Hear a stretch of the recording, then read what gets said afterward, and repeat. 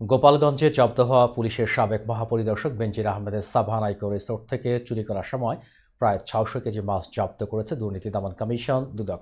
গোপন সংবাদ পেয়ে দুদকের গোপালগঞ্জ সমন্বিত জেলা কার্যালয় অভিযান পরিচালনা করে শুক্রবার রাতে চুরির সময় মাছ জব্দ করে। পরে জব্দকৃত মাছ বিক্রি করে সরকারি কোষাগারে ৮৩,৭৫৪ টাকা জমা দেওয়া হয়েছে।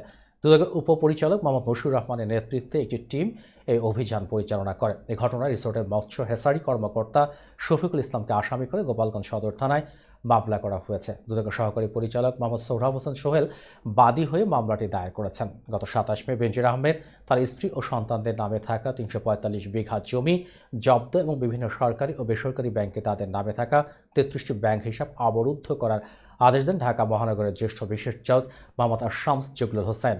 এর মধ্যে Savannah Eco Resort and Natural Park রয়েছে। এরপর ২৬ মে একই আদালত বেনজির আহমেদ, তার স্ত্রী ও ৩ মেয়ের স্থাবর সম্পদ ক্রোক, তাদের নামে থাকা ব্যাংক হিসাব এবং বিভিন্ন কোম্পানিতে তাদের নামে থাকা শেয়ার অবরুদ্ধ করারও আদেশ দেন।